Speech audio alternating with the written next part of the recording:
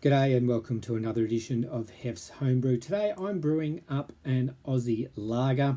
It's based on one of Little John's easy extract brews. I will leave a link in the description or in a comment below if you want to watch how an expert does it.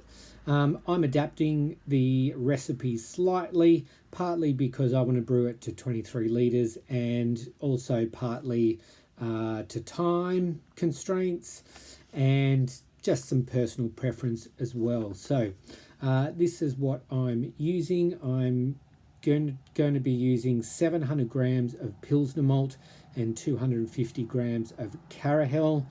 I'm going to steep that for around 30 minutes.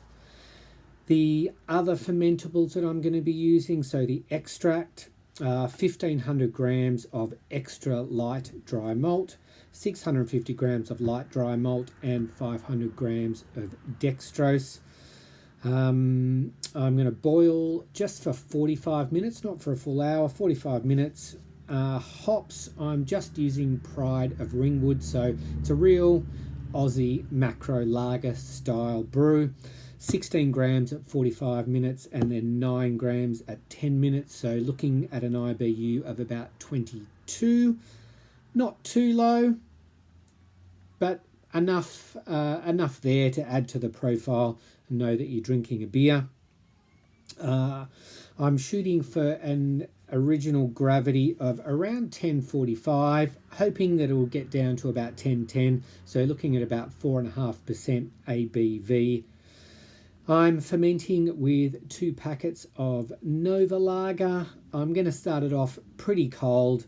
Well, that's the plan anyway, down around 12 degrees for those initial 5 days, and then we'll start bumping it up before a cold crash. I'm guessing it's going to be in the fermenter for about 2 weeks. I will be kegging most of it and bottling the rest, so I'll try and get some footage of the brew day happening so you can see what processes are involved. Catch you then. Okay, here we are. I've got about 10 litres of spring water in the digiboil, heated up to 70 degrees. I've just put in the grain, so it's just under a kilo, 750 of Pilsner and 250 of Carahel. Next brew, I'm hoping to use tap water and investigate the appropriate water chemistry. But for this one, first go using this method, just going to use the spring water, nice and easy. So that's all in, giving it a stir, and I'm going to let that sit, hopefully at about 64 degrees for 30 minutes, and then we'll get on to the boil. All right, that's our 30-minute mash done. As you can see, I've pulled out the grain bag and we're just going to let it drain back down there, get all of that liquid out, and then we'll add the dry ingredients and get ready for the boil.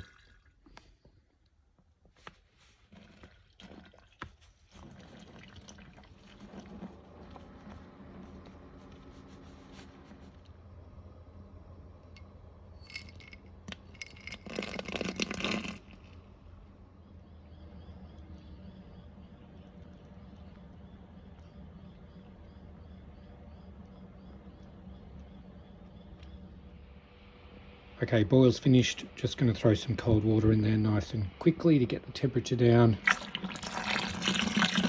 so we don't get any more bitterness out of the hops. We'll throw a couple of bottles in and then we'll get it into the fermenter with the additional water.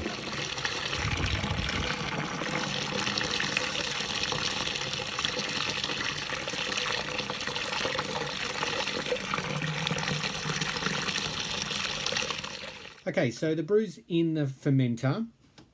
As far as the method goes, the easy extract method, certainly something that I did not find too challenging. It's a natural progression from what I was already doing, which was brewing with kits, but doing a cold steep of grains and then just a 10-minute boil on brew day. I really enjoyed doing a longer boil and using bittering hops. So can't wait to try it again.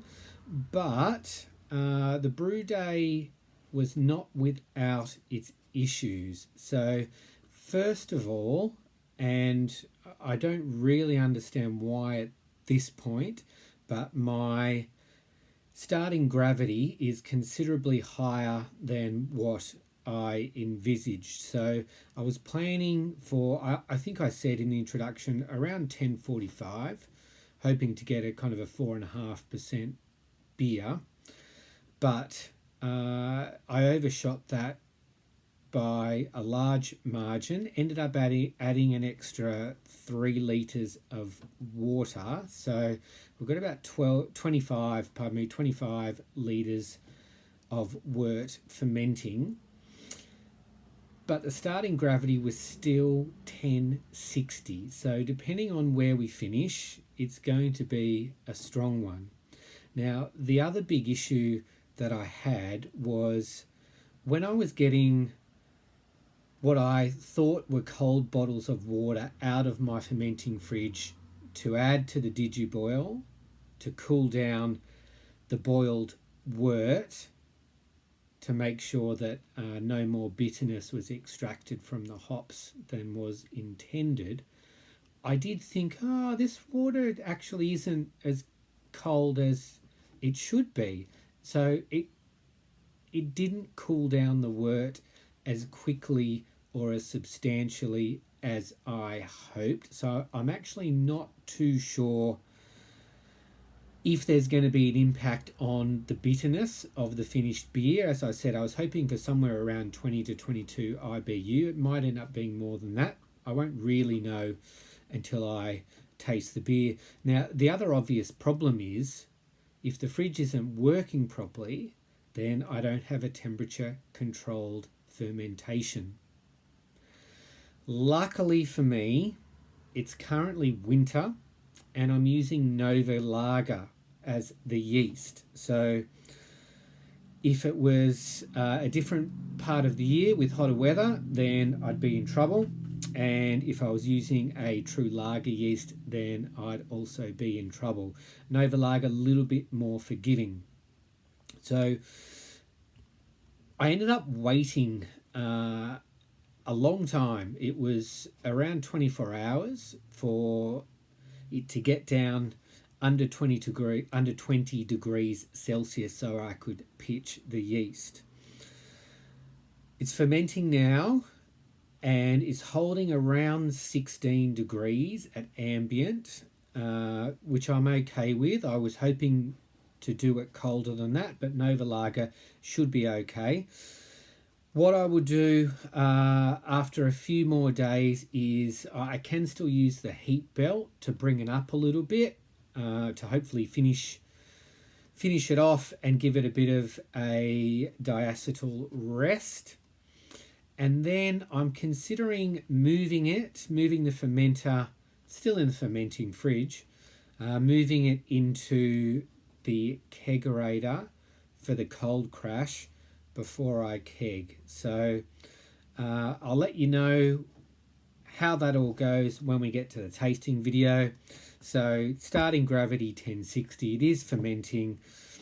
Hopefully it will finish okay and it will be drinkable, and I'll see you in a tasting video, I guess in a month or so after it finishes fermenting and we get it in the keg and carbonated. So catch you then.